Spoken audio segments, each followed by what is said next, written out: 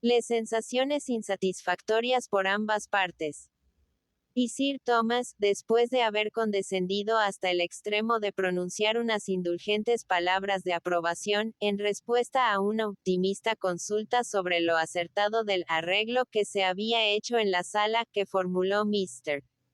Yates, volvió en compañía de este y de su hijo al salón, con un acusado aumento de gravedad que no pasó por todos inadvertido. «Vengo de vuestro teatro», dijo, con calma, al sentarse. «Me encontré en él de un modo bastante inesperado. Su vecindad con mi habitación. En fin, por todos los conceptos, me cogió de prevenido, pues no tenía la más pequeña sospecha de que vuestras actividades teatrales hubieran adquirido un carácter tan importante. No obstante, parece que se ha montado un bonito tinglado, por lo que pude juzgar a la luz de las candelas, que acredita la habilidad del carpintero, mi buen amigo Cristóbal Jackson». A continuación, Sir Thomas hubiera querido variar de tema y sorber en paz su café, hablando de cuestiones familiares menos desagradables. Pero Mr. Yates, carente de intuición para discernir el sentido implícito en las palabras de Sir Thomas, o debido a que le faltase un mínimo de prudencia, o delicadeza, o discreción, para permitir que éste dirigiera la conversación y esforzarse en estorbar lo menos posible, ya que se le admitía en el grupo, se empeñó en machacar sobre el tópico del teatro, en atormentarle con preguntas y consideraciones relativas al mismo tema y, finalmente, en hacerle oír toda la historia de sus esperanzas defraudadas en Ecclesford. Sir Thomas le escuchó muy cortésmente, pero vio en ello mucha cosa que ofendía su concepto del decoro y que vino a confirmar la mala opinión que tenía formada del modo de pensar de Mr. Yates, desde el comienzo al fin de su relato. Y, cuando hubo terminado, no pudo darle otro testimonio de simpatía que el que puede derivarse de una ligera inclinación. Este fue, de hecho, el origen de nuestro cuadro escénico, dijo Tom, al cabo de unos momentos de reflexión. Mi amigo Yates nos trajo la infección de Ecclesford, y se nos contagió. Como siempre se contagian estas cosas, bien lo sabes, papá. Prendiendo en nosotros con más fuerza, acaso, debido a que tú habías fomentado tantas veces en nosotros eso de la pronunciación y la declamación, años atrás. Fue como pisar de nuevo un terreno conocido. Mr. Yates arrebató el tema a su amigo en cuanto le fue posible, inmediatamente dio una referencia a Sir Thomas de lo que habían hecho y estaban haciendo. Le contó el gradual desarrollo de sus proyectos, la feliz solución de sus primeras dificultades y el prometedor estado actual del asunto, relatándolo todo con un tan ciego entusiasmo, que le llevaba no tan solo a una total inconsciencia de los movimientos de inquietud que hacían la mayoría de sus amigos en sus respectivos asientos, cambios de expresión, gestos de impaciencia, carraspeos, sino que hasta le impedía ver el semblante que ponía la misma persona a quien se dirigía. Las obscuras cejas fruncidas de Sir Thomas, al mirar con interrogante gravedad a sus hijas y a Edmund, deteniéndose especialmente en el último, que sentía en el fondo de su alma el significado, la censura, el reproche que se traslucía en aquella actitud. Esto no lo acusaba con menor agudeza Fanny, que había corrido atrás su silla hasta colocarla en ángulo con el extremo del sofá en que se sentaba su tía y, así medio oculta en segundo término, veía muy bien todo lo que ocurría. Aquella mirada de reproche que a Edmund dirigió su padre, era algo que ella nunca hubiera podido sospechar. Y saber que, en cierta parte, era merecida, lo hacía más sensible, en verdad. La mirada de Sir Thomas expresaba claramente: en tu buen juicio, Edmund, yo confiaba. ¿Cómo hacías eso? Punto. Ella se arrodillaba en espíritu ante su tío, y su pecho se hinchaba, pugnando por exclamar: oh, no, a él no. Mirad así a los demás, pero no a él. Mister, ya te seguía hablando. A decir verdad, Sir Thomas, estábamos en pleno ensayo cuando usted llegó. Íbamos representando los 3 actos, y no sin fortuna, en su conjunto. Nuestra compañía ha quedado ahora tan dispersada, por haberse marchado a su casa los Crawford, que nada más podremos hacer esta noche. Pero, si usted quiere honramos con su compañía mañana por la noche, estoy casi seguro de que no vamos a defraudarle con nuestra actuación. Contando con su benevolencia, por supuesto, pues solo somos jóvenes aficionados. Desde luego, contando con su benevolencia. Mi benevolencia no habrá de faltar, caballero. Replicó gravemente Sir Thomas. Con tal que no se haga ni un ensayo más. Y, suavizando su expresión hasta esbozar una sonrisa, agregó. He vuelto a mi casa para ser feliz e indulgente. A continuación, volviéndose a nadie en particular o a todos los demás en general, dijo sosegadamente. En las últimas cartas que recibí de Mansfield se mencionaba a Mr. y Miss Crawford. Les consideráis unos amigos recomendables. Tom era el único, entre todos ellos, capaz de dar una respuesta. Y, como no le guiaba ningún interés determinado con respecto a ninguno de los dos, como no le inspiraban celos ni por amor ni por su arte escénico, pudo hablar muy favorablemente de ambos. Mr. Crawford es un muchacho muy agradable, con toda la prestancia de un gentleman. Y su hermana, una encantadora, linda, elegante y animada muchacha. Mr. Rushworth no pudo callar por más tiempo. Yo no voy a decir que no tenga el aspecto de un caballero, hasta cierto punto. Pero deberías contarle a tu padre que su estatura no pasa de los 5 pies con 8, pues de lo contrario va a figurarse que se trata de un hombre bien parecido. Sir Thomas no entendió muy bien esto y miró con cierta sorpresa al que acababa de decirlo. Si he de decir lo que pienso, prosiguió Mr. Rushworth. En mi opinión es muy desagradable estar siempre ensayando. Es como tener demasiado de una cosa buena. Hacer comedia no me entusiasma tanto como al principio. Creo que empleamos mucho mejor el tiempo estando cómodamente sentados aquí en reunión, sin hacer nada. Sir Thomas le miró de nuevo y después, contestó con una sonrisa de aprobación. Celebro constatar que nuestros sentimientos al respecto sean tan idénticos. Esto me causa verdadera satisfacción. Que yo sea cauto y previsor y sienta muchos escrúpulos que mis hijos no sienten es perfectamente natural. Y no lo es menor que mi aprecio de la tranquilidad doméstica, de un hogar refractario a las diversiones buliciosas, exceda en modo al de ellos.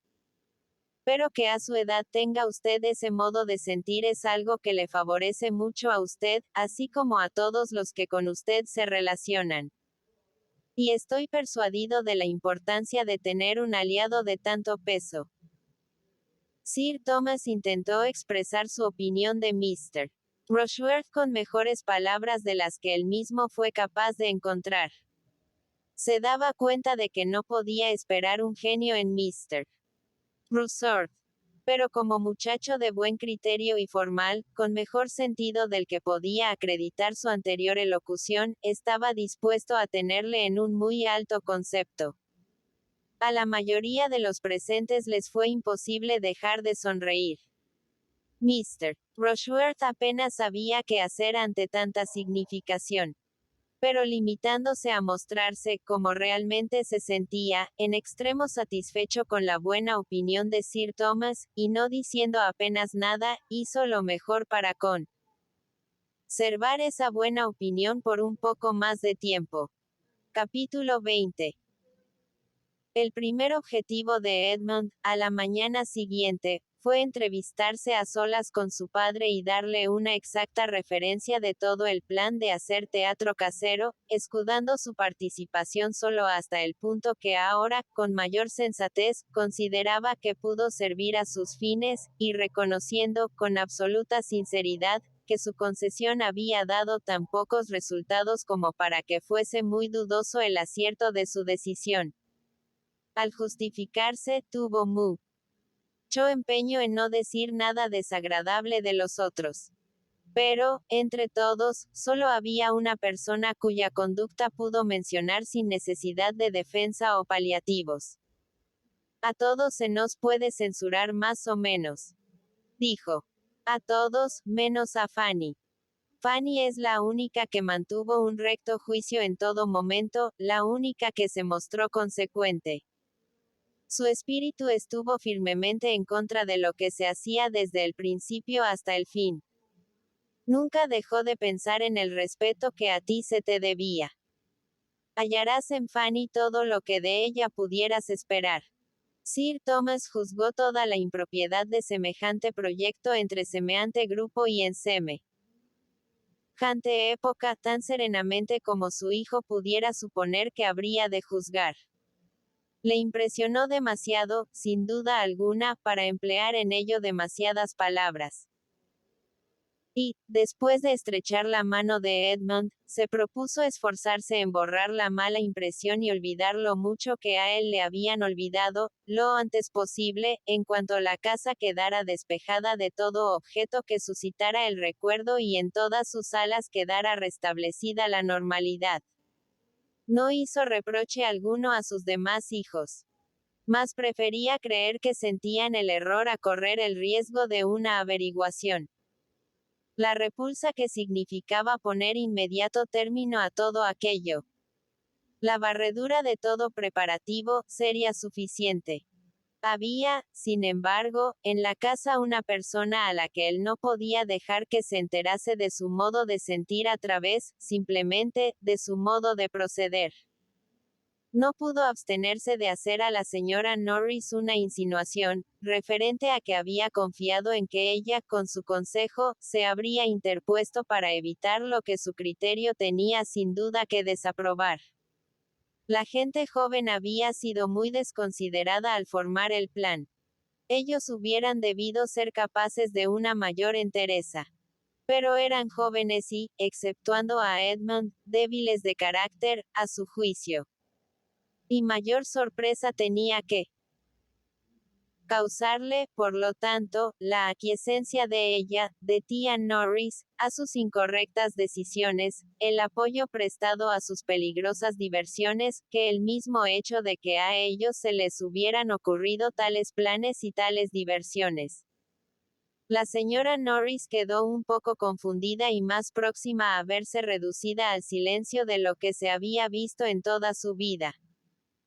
Pues la avergonzaba confesar que en ningún momento había considerado que todo aquello fuera tan impropio como a todas luces lo era para Sir Thomas, y no hubiera querido reconocer que su influencia era insuficiente. Que todas sus palabras hubieran sido en vano.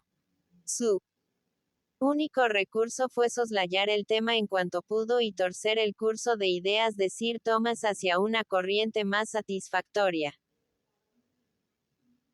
No era poco lo que ella podía insinuar en propia alabanza, respecto de lo que había atendido, en general, a los intereses y al bienestar de la familia Bertram, de los muchos esfuerzos y sacrificios que habían de reconocérsele, en forma de precipitadas idas y venidas y súbitos desplazamientos de su hogar, y de las incontables advertencias que oportunamente había hecho a Lady Bertram y a Edmund para la buena economía de la casa y sobre la desconfianza que merecían ciertas personas, lo que en todo caso había reportado un considerable ahorro y hecho posible que más de un mal sirviente fuera sorprendido.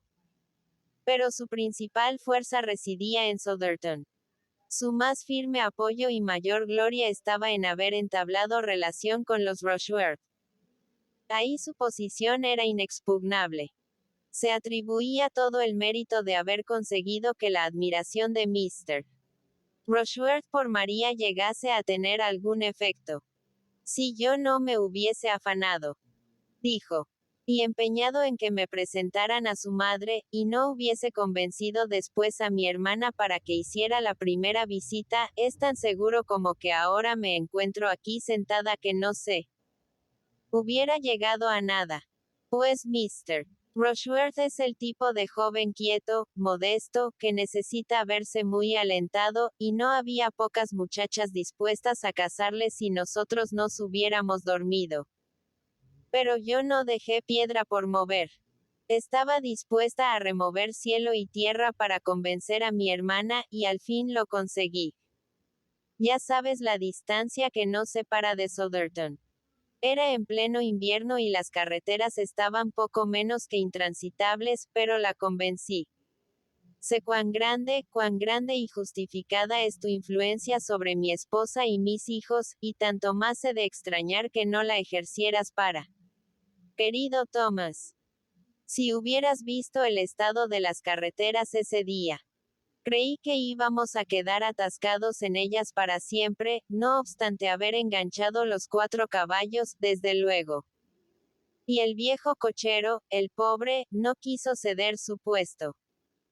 Extremando su celo y su amabilidad, se empeñó en atendernos, a pesar de que apenas podía subir al pescante debido al reumatismo que yo le he estado tratando desde últimos de septiembre. Al fin logré curarle.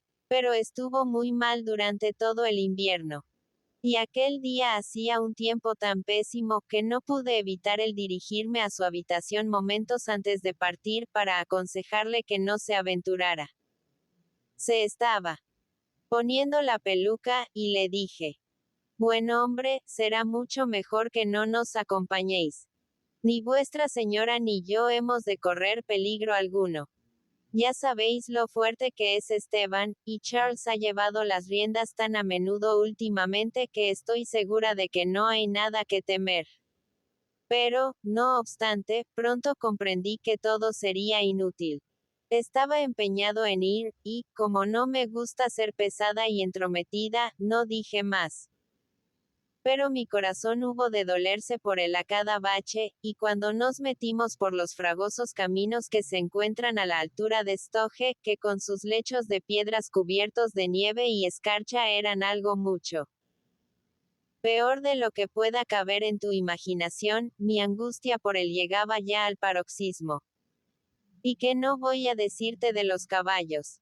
Había que ver cómo tiraban los pobrecitos animales. Ya sabes lo mucho que siempre he compadecido a los caballos. Y cuando llegamos al pie de la colina de Sandcroft, ¿qué dirías que hice yo? Vas a reírte de mí, pero es lo cierto que me apeé y subí la cuesta andando. De veras que lo hice. Puede que no les ahorrase mucho esfuerzo, pero siempre era algo. Y yo no podía soportar eso de permanecer cómodamente sentada y dejarme arrastrar hasta la cima, a expensas de esos nobles animales. Cogí un tremendo resfriado, pero esto me tuvo sin cuidado. Mi objetivo se había logrado con la visita. Espero que siempre consideraremos la relación con esa familia, digna de todas las molestias que pudo ocasionar su establecimiento. No hay nada que resulte muy convincente en los modales de Mr. Rushworth, pero me causó satisfacción anoche con lo que parece ser su opinión en un asunto. Su decidida preferencia por una tranquila reunión familiar, en vez del bullicio y la confusión inherentes al teatro casero. Parece que sus sentimientos corresponden exactamente a lo que uno pudiera desear. Sí, desde luego. ¿Y cuánto más le conozcas, tanto mejor te parecerá el muchacho? No tiene una personalidad brillante, pero posee otras 1000 buenas cualidades. Y siente por ti una tal veneración, que casi han llegado a reírse de mí por ello. Le aseguro a usted, señora Norris, me dijo el otro día la señora Grant, que aunque Mr. Rushworth fuera hijo suyo no le podría tener más respeto a Sir Thomas. Sir Thomas abandonó su propósito, vencido por las evasivas, desarmado por los halagos de su cuñada, y vióse obligado a darse por satisfecho con la convicción de que cuando se trataba de una diversión inmediata para aquellos a quienes ella tanto amaba, su cariño se sobreponía a veces a su buen juicio. Sir Thomas estuvo muy ocupado aquella mañana. Poco tiempo dedicó a conversar con unos y otros. Tenía que reintegrarse a las actividades habituales de su vida en Mansfield, entrevistarse con su administrador y su mayordomo, examinar, computar y, en los intervalos de su ocupación, recorrer sus cuadras, sus jardines y las plantaciones más próximas. Pero, activo y metódico en su proceder, no solo todo esto había hecho cuando volvió a ocupar su puesto de jefe de la familia en la mesa a la hora del almuerzo, sino que, además, había dejado al carpintero trabajando en derribar todo lo que tan recientemente había levantado en el salón de billar, y había despachado al escenógrafo con suficiente antelación para que fuese justificada su grata creencia de que el hombre se hallaba ya ahora, por lo menos, en Northampton o más lejos aún. Sí. Se había marchado el escenógrafo, después de haber ensuciado nada más que el enlosado de una habitación, estropeado todas las esponjas del cochero y conseguido que 5 de los criados inferiores se volvieran holgazanes y quedaran descontentos. Y Sir Thomas tenía la esperanza de que un par de días más bastarían para borrar todo signo externo de lo que allí hubo, y hasta para la destrucción de todas las copias sin encuadernar de promesas de enamorados, pues en el acto quemaba todas las que descubría su mirada. Mr. Yates empezaba a entender ahora las intenciones de Sir Thomas, aunque estaba tan lejos como antes de entender sus motivos. Él y su amigo estuvieron fuera casi toda la mañana con sus escopetas de caza, y Tom aprovechó la oportunidad para explicarle, con las oportunas excusas por la rareza de su padre, lo que debía esperarse. Mr. Yates lo sintió con toda la intensidad que es de suponer. Verse por segunda vez chasqueado en sus mismas ilusiones. Era ya un caso de mala suerte extremada. Y fue tal su indignación que, de no haber sido por atención a su amigo, y a la hermana menor del mismo, se dijo que sin duda hubiera increpado a Sir Thomas por lo absurdo de sus disposiciones y hubiera discutido con él hasta hacerle entrar en razón. Esto se decía con gran firmeza mientras se encontraba en los bosques de Mansfield y durante el camino de regreso a la casa. Pero había algo en la presencia de Sir Thomas, cuando estuvieron sentados en tomo a la misma mesa, que hizo pensar a Mr. Yates que era más prudente dejar que siguiera su camino, y lamentar su insensatez sin hacerle oposición. Había conocido a muchos padres desagradables hasta entonces, y había padecido las inconveniencias que los mismos ocasionan, pero nunca, en el curso de toda su vida, se había tropezado con uno que fuera tan ininteligiblemente moral, tan infamemente tiránico como Sir Thomas. Era un hombre que no se podía soportar más que en atención a sus hijos, y podía agradecerle a su hermosa hija Julia que Mr. Yates se dignase permanecer unos días más bajo su techo. La tarde transcurrió en medio de una aparente apacibilidad, aunque casi todos los ánimos estaban soliviantados. Y la música que Sir Thomas pidió a sus hijas contribuyó a ocultar la falta de armonía real. No era poca la agitación de María. Para ella era de suma importancia que ahora Henry no perdiera tiempo en declararse, y la mortificaba que pasara aunque solo fuese un día más sin apariencias de haberse adelantado nada en aquel punto. Había estado esperando verle durante toda la mañana, y por la tarde seguía esperándole aún. Mr. Rushworth había partido temprano, con las importantes nuevas, para Southerton. Y ella había acariciado la esperanza de que las cosas se aclarasen inmediatamente, de modo que él pudiera ahorrarse la molestia de volver jamás. Pero nadie de la rectoría se dejó ver, ni un alma viviente. Ni se habían tenido de allí más noticias que unas amables líneas de felicitación e interés de la señora Grant para Lady Bertram. Era el primer día, desde hacía muchas semanas, que habían pasado completamente separadas las dos familias. Nunca habían pasado 24 horas hasta entonces, desde que empezó el mes de agosto, sin reunirse por un motivo u otro. Fue un día triste, angustioso. Y el siguiente, aunque distinto por la clase de infortunios, no los aportó en menor escala. A unos breves momentos de júbilo febril siguieron horas de agudo sufrimiento. Henry Crawford estaba otra vez en la casa. Acudió con el doctor Grant, que sentía impaciencia por ofrecer sus respetos a Sir Thomas, y a una hora bastante temprana fueron introducidos en el comedor de los desayunos, donde se hallaba casi toda la familia. No tardó en aparecer Sir Thomas, y María vio con deleite y emoción cómo el hombre que ella amaba era presentado a su padre. Sus sensaciones eran indefinibles, y no lo fueron menos unos minutos después, cuando oyó que Henry Crawford, el cual se hallaba sentado entre ella y Tom, preguntaba a este si había algún plan de reanudar lo de la función después de la presente y feliz interrupción, dirigiendo cortésmente una significativa mirada a Sir Thomas porque, en este caso, él se comprometía a volver a Mansfield en el momento en que fuese requerida su presencia. Ahora debía marchar inmediatamente para reunirse sin demora con su tío, en Bath. Pero, si existía algún proyecto de dar la representación de promesas de enamorados, se consideraría positivamente obligado, rompería cualquier otro compromiso que pudiera adquirir, condicionaría totalmente la estancia con su tío a la eventualidad de reunirse con ellos en el momento que fuera preciso. La representación de la comedia no debía perderse porque él estuviera ausente. Desde Bath, Norfolk, Londres, York. Cualquiera que sea mi paradero. Dijo. Desde cualquier punto de Inglaterra me reuniré con vosotros, a la hora de recibir el aviso.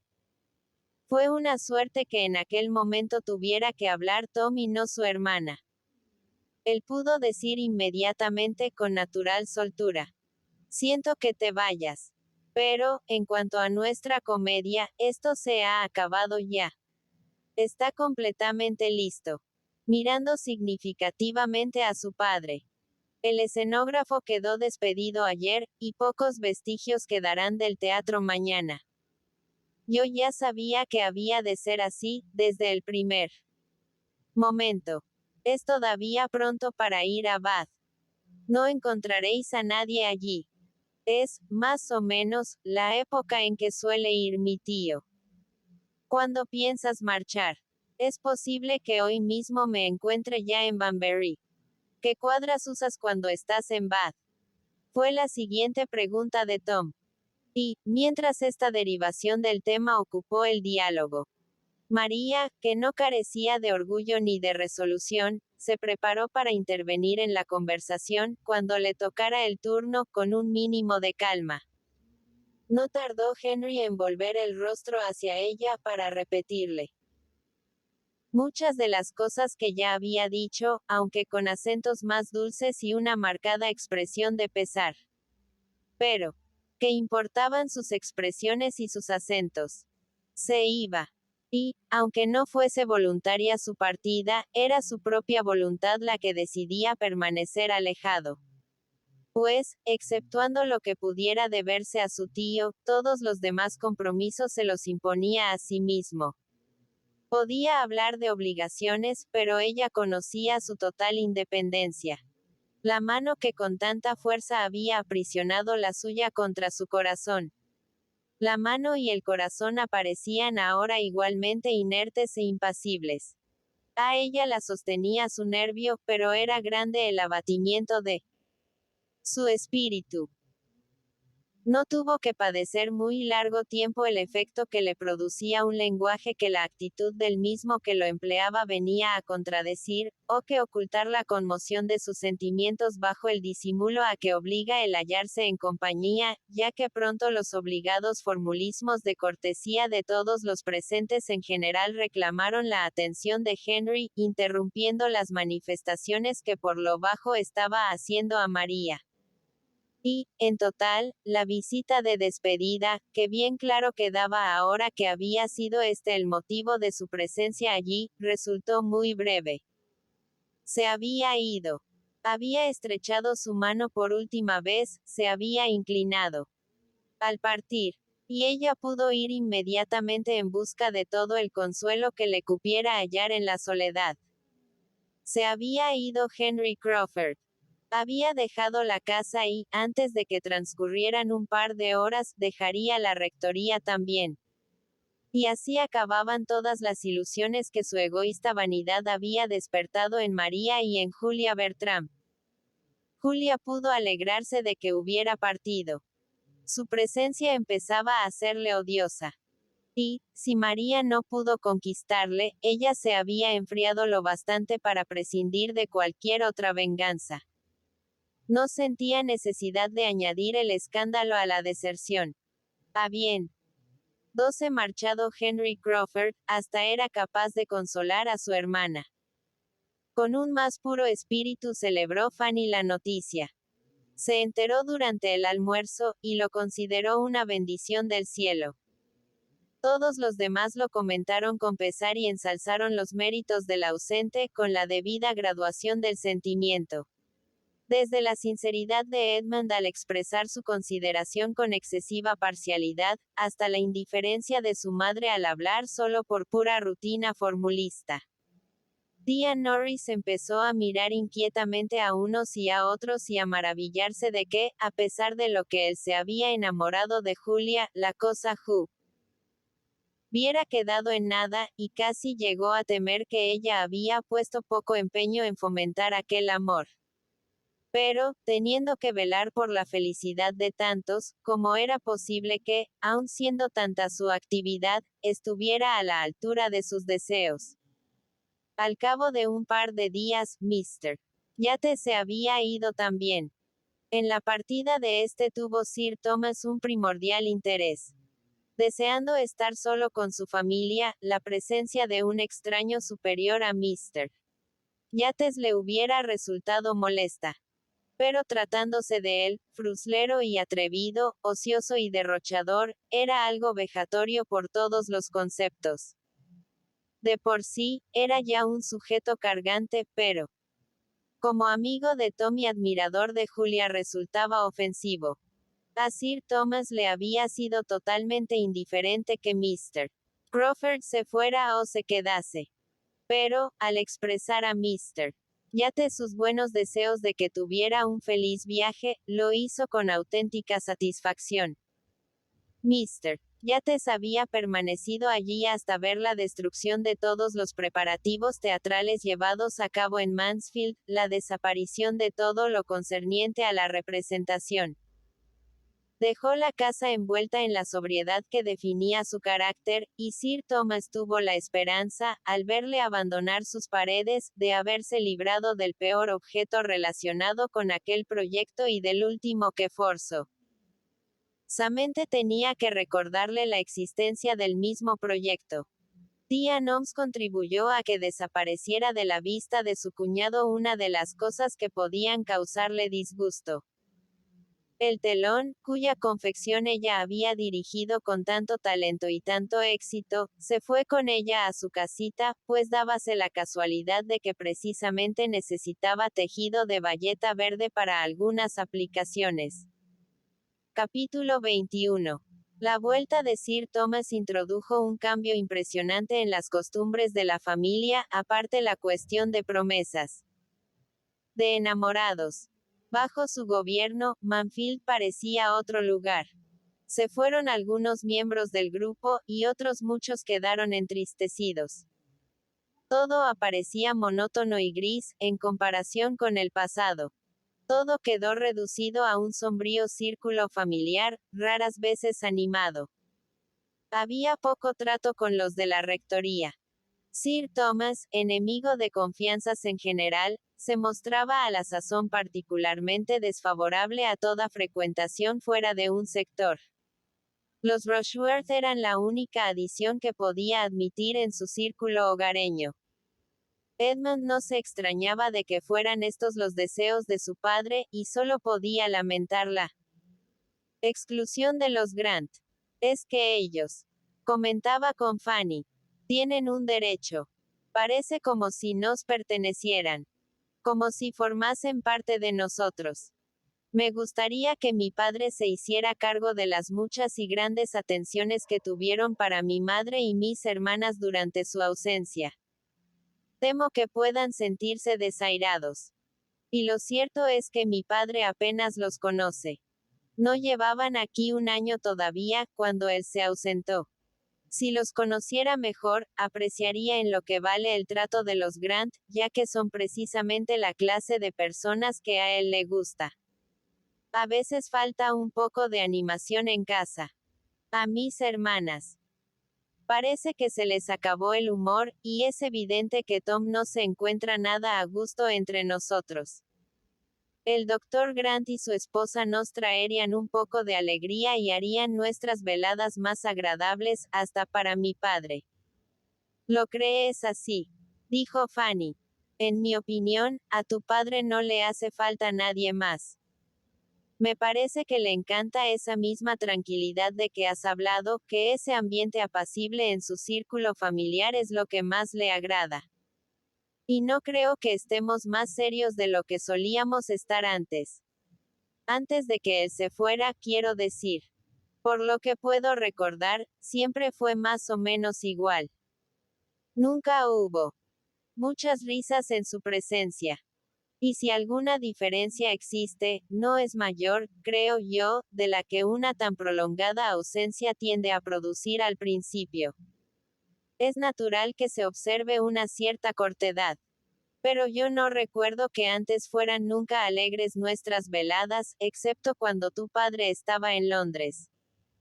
Supongo que, para la gente joven, nunca son alegres las veladas cuando las personas respetables están en casa. Creo que tienes razón, Fanny, contestó él, al cabo de una breve reflexión. Creo que nuestras veladas, más que haber adquirido un nuevo carácter, vuelven a ser lo que antes fueron. La novedad estuvo en que se animaran. Hay que ver la impresión que puede dejar en nosotros el transcurso de unas pocas semanas. Ya me estaba pareciendo que, antes, nuestra vida nunca había sido así. Sin duda yo soy más seria que otras personas, dijo Fanny. A mí las veladas no me resultan largas. Me gusta escuchar a mi tío cuando habla de las Antillas. No me cansaría de oírle, aunque desarrollara el mismo tema durante una hora seguida. Para mí es un entretenimiento mucho mejor que el que he hallado en otras cosas. Pero eso será que yo no soy como los demás. ¿Por qué dices esto? Inquirió él, sonriendo. ¿Quieres que te digan que tan solo te diferencias de los demás por lo juiciosa y discreta? Pero cuando, ni tú ni nadie, ha obtenido de mí una galantería, Fanny. Ve en busca de mi padre, si quieres que te regalen los oídos. Él te complacerá. Pregúntale a tu tío lo que opina, y no escucharás pocas lisonjas. Y aunque éstas se refieran principalmente a tu persona, tendrás que resignarte a ello y confiar en que, al mismo tiempo, él considera tu alma igualmente hermosa. Semejante lenguaje era tan nuevo para Fanny, que la dejó totalmente confundida. Tu tío te encuentra muy bonita, querida Fanny, y este es el quid de la cosa.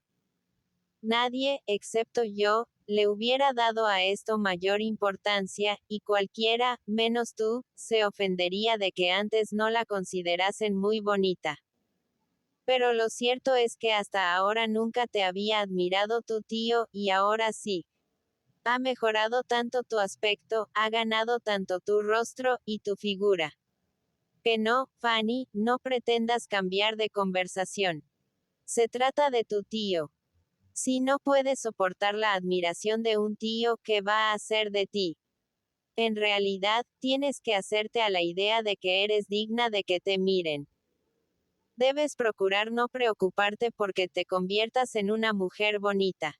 Oh, no hables así, no hables así, exclamó Fanny, angustiada por mayor número de sentimientos de los que él podía suponer. Viéndola afligida, Edmund abandonó el tema y solo añadió con más seriedad. Mi padre se siente predispuesto a complacerte en todo, y yo solo desearía que le hablases más. Permaneces demasiado callada durante las veladas. Le hablo más de lo que antes solía. Puedes estar seguro de ello. ¿No oíste cómo le pregunté por el tráfico de esclavos anoche? Lo oí, y tuve la esperanza de que a esta pregunta seguirían otras. A tu tío le hubiera gustado que se le hicieran más preguntas sobre el tema. Y yo tenía grandes deseos de hacerlas. Pero había allí un silencio tan sepulcral. Y mientras mis primas estaban sentadas a nuestro lado sin decir una palabra, dando la impresión de que no se interesaban en absoluto por el asunto, no me pareció bien seguir preguntando. Pensé que parecería como si yo quisiera destacar a costa de ellas, mostrando por los relatos de tu padre un interés y un agrado que él hubiera deseado ver en sus hijas. Miss Crawford estuvo muy acertada en lo que dijo de ti el otro día. Que parece asustarte tanto la distinción y el elogio, como a otras mujeres el olvido y el desdén. Estuvimos hablando de ti en la rectoría, y esas fueron sus palabras. Tiene mucho discernimiento. No conozco a nadie que sepa distinguir mejor los caracteres. Es notable, en una mujer tan joven. Punto. Realmente, te comprende mejor ella que la mayoría de los que te conocen hace mucho tiempo. He tenido ocasión de notar, a través de agudas insinuaciones fortuitas, expresión de una espontaneidad irreprimible que podría definir a muchas otras personas con el mismo acierto, de no impedírselo la delicadeza. Me pregunto qué debe pensar de mi padre. Tiene que admirarle como hombre de bella presencia, de modales perfectamente caballerosos. Dignos, serenos. Pero, ¿acaso, para quien le haya visto raras veces, su reserva pueda resultar un tanto repelente?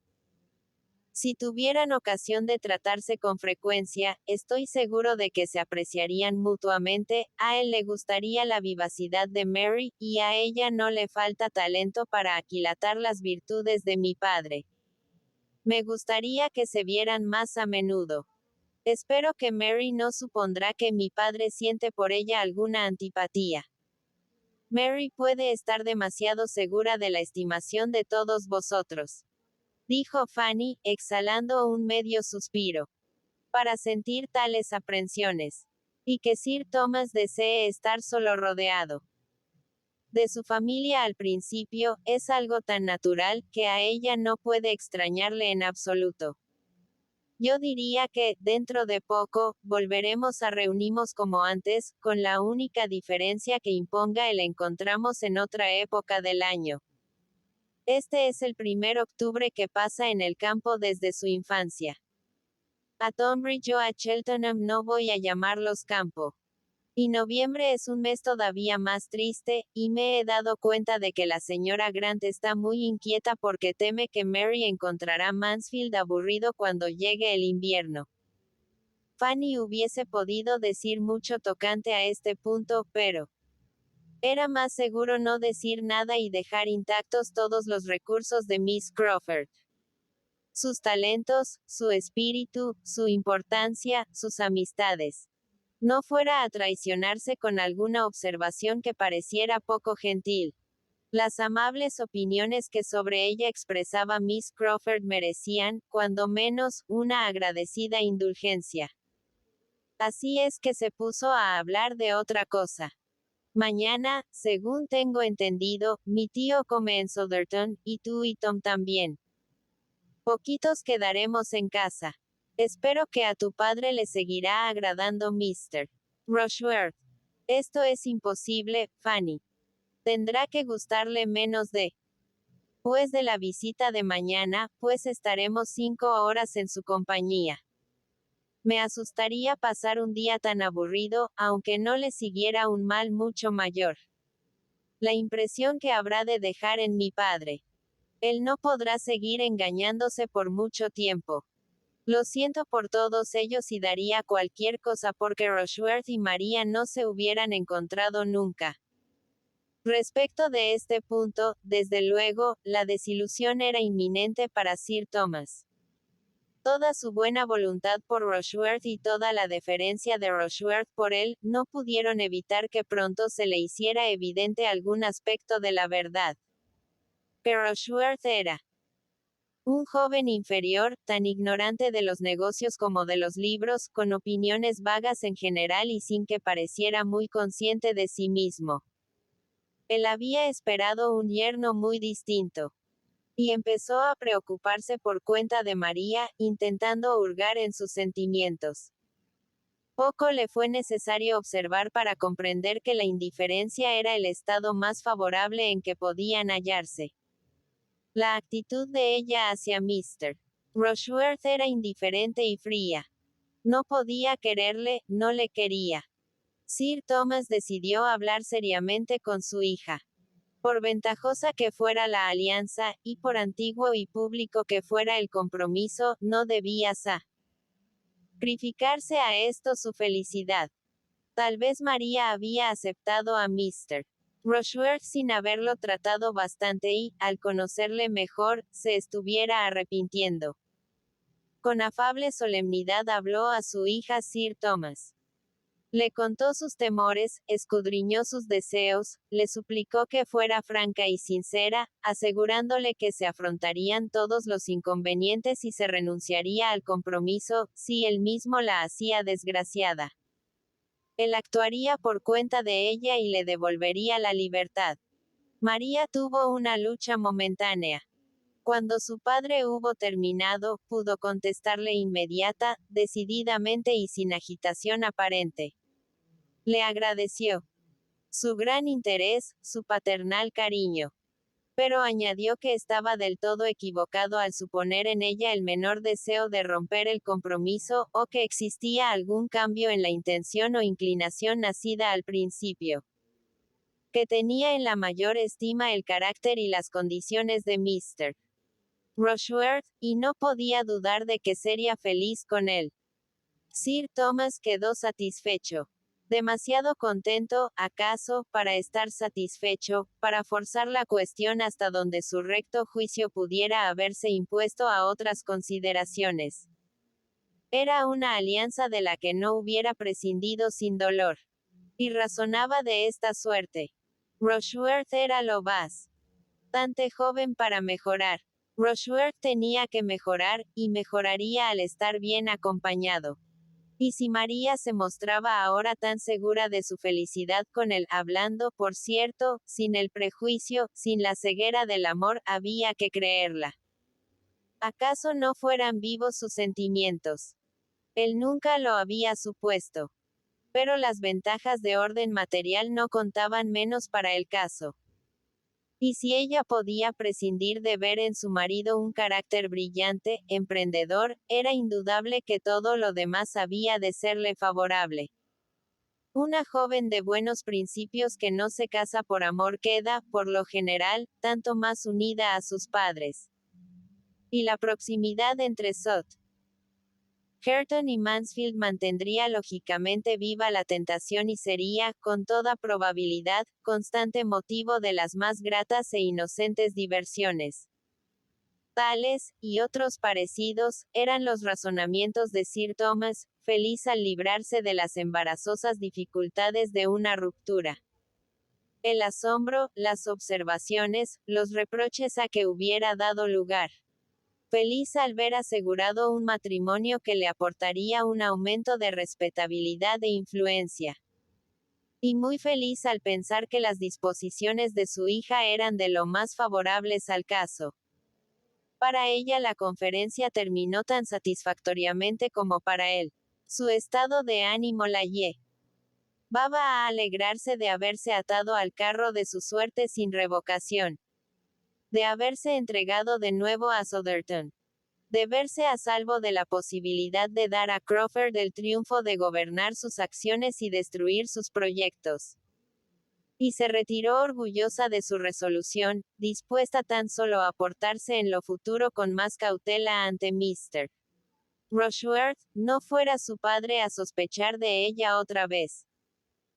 De haberse dirigido Sir Thomas a su hija dentro de los primeros 3 o 4 días siguientes a la partida de Henry Crawford, antes de que los sentimientos de María se hubieran amortiguado, antes de que ella hubiera abandonado toda esperanza con respecto a él, o de que hubiera resuelto soportar a su prometido, su contestación pudiera haber sido otra.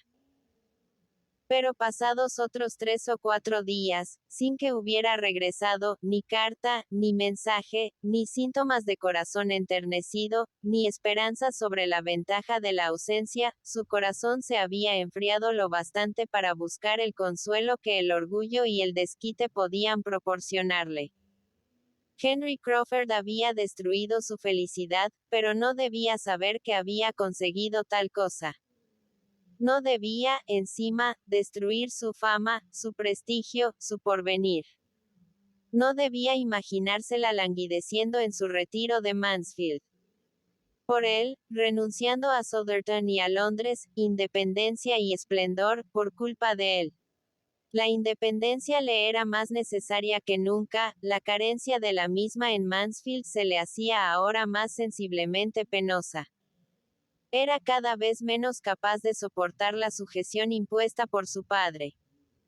La libertad que la ausencia de éste había procurado, se había convertido ahora en algo totalmente indispensable. Tendría que escapar de él y de Mansfield lo antes posible y buscar consuelo en la fortuna y la ostentación, en el mundo y el bullicio para su espíritu herido. Había tomado su resolución, y no la cambiaría. Para unos tales sentimientos toda dilación, aun la dilación impuesta por los grandes preparativos, hubiera sido una tortura, y Mr. Rushworth apenas pudo mostrarse más impaciente por la boda que ella misma. En cuanto a la importante preparación del espíritu, ella estaba completamente a punto, pues iba al matrimonio preparada por su odio al hogar, a la sujeción y a la tranquilidad. Por la amargura de un desengaño amoroso y por desprecio al hombre con quien iba a casarse. Lo demás podía esperar. La adquisición de nuevo mobiliario y nuevos coches podía aplazarse hasta la primavera, en Londres, donde podría emplear más libremente su propio gusto. Estando los mayores completamente de acuerdo a este respecto, pronto se vio que muy pocas semanas bastarían para disponer lo necesario para la boda. La señora Rushworth estaba dispuesta a retirarse y dejar libre el camino a la afortunada joven dama elegida por su querido hijo. Y muy a principios de noviembre, con su doncella, su lacayo y su carruaje, eso es, con todo el rumbo de una viuda acaudalada, salió para Bath, donde alardearía de las maravillas de Southerton en las tertulias vespertinas, gozándolas tan plenamente, acaso, en la animada conversación en torno a una mesa de juego, como cuando vía en el lugar. Y antes de que mediara el mismo mes se había celebrado la ceremonia que daba otra señora a Southerton. Fue una boda muy decorosa. La novia iba elegantemente vestida. Las dos madrinas con más modestia como correspondía. El padre hizo la cesión. Su madre permaneció con el pomo de sales en la mano con la esperanza de emocionarse. Su tía procuró llorar, y el servicio fue leído con emotiva solemnidad por el doctor Grant. Nada pudo objetarse cuando en el vecindario se hicieron los pertinentes comentarios, excepto que el carruaje que condujo a la pareja de novios y a Julia desde la puerta de la iglesia hasta Southerton, era el mismo calesín que Mr. Rushworth venía usando desde hacía un año. Por todo lo demás, la etiqueta del día podía resistir la crítica más exigente. Ya estaba hecho, ya se habían marchado. Sir Thomas sentía lo que un padre afectuoso debe sentir, y experimentó sin duda muchas de las emociones que su esposa había temido para sí, pero de las que, por fortuna, había podido librarse. Tía Norris, en extremo feliz de poder atender a las necesidades del día, que pasó en el parque Mansfield para levantar los ánimos de su hermana, y bebiendo a la salud de los desposados unas copas de propina, no vía en sí de gozo y satisfacción. Porque ella había hecho la boda. Todo lo había hecho ella, y nadie hubiera podido suponer, ante su confiado triunfo, que hubiese oído hablar en su vida de infelicidades conyugales, o que pudiera tener la más remota noción de las inclinaciones naturales de la sobrina que había crecido bajo su mirada.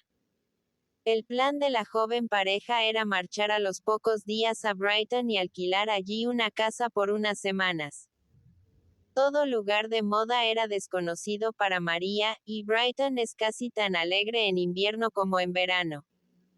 Cuando se agotase allí el aliciente de la novedad, habría llegado el momento de trasladarse a la más amplia esfera de Londres. Julia iría con ellos a Brighton. Desde que cesó entre las dos hermanas la rivalidad, habían ido recobrando gradualmente buena parte de su antigua compenetración y cuando menos, eran lo bastante amigas para que cada una por su lado estuviera más que contenta de estar junto a la otra en aquella ocasión. Alguna compañía distinta de la de Mr. Rushworth tenía gran importancia para la esposa de este. Y Julia se sentía tan ávida de novedades y diversión como María, aunque no había luchado tanto para conseguirlo y podía soportar mejor una posición secundaria. La partida de ambas produjo otro cambio material en Mansfield, un vacío que requería algún tiempo para ser llenado.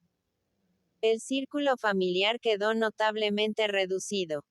Y aunque últimamente poco contribuían las hermanas Bertram a alegrarlo, era forzoso que las echaran de menos.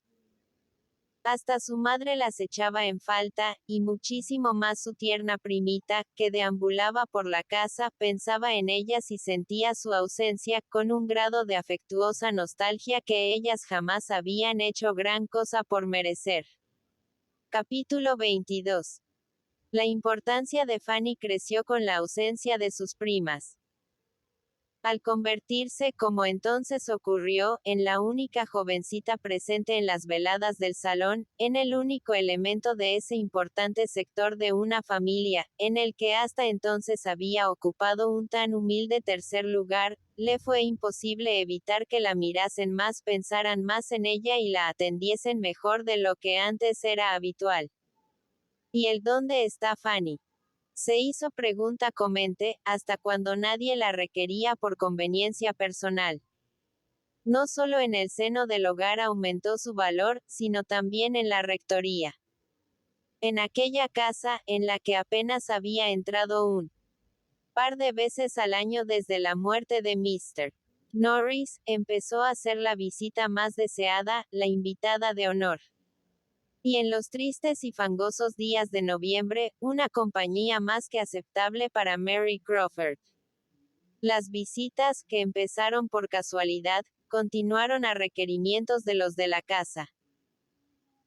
La señora Grant, que en realidad estaba muy interesada en proporcionar algún aliciente a su hermana, pudo engañarse con facilidad, por gracia de la autosugestión, convenciéndose de que hacía a Fanny el más grande de los favores y le brindaba la mejor oportunidad de perfeccionar su trato social, al insistir en que menudearan sus visitas. Un día, al dirigirse Fanny al pueblo con un recado de tía Norris, fue sorprendida por un aguacero junto a la rectoría. Y al ser descubierta desde una ventana mientras buscaba protección bajo las ramas casi desnudas de un roble, ya fuera de su predio, vióse obligada, aunque no sin ofrecer una discreta resistencia por su parte, a entrar en la casa. Se había negado a los ruegos de un atento criado. Pero cuando salió el doctor Grant en persona con un paraguas, no tuvo más remedio que sentirse enormemente avergonzada y entrar lo más deprisa posible. Y para la pobre Miss Crawford, que precisamente había estado contemplando la triste lluvia, con gran desaliento, suspirando por el derrumbe de todo su plan de ejercicio físico para aquella mañana y de toda probabilidad de ver a una sola criatura humana fuera de los suyos durante las siguientes 24 horas, el ligero bullicio en la puerta de entrada y la vista de Miss Price chorreando en el vestíbulo fue algo delicioso. El valor de un acontecimiento en un día lluvioso, en el campo, se le manifestó del modo más concluyente. Al instante recobró su habitual animación y se puso en actividad para ser útil a Fanny, descubriendo que se había mojado bastante más de lo que ésta quería reconocer al principio y procurándole ropa seca. Y,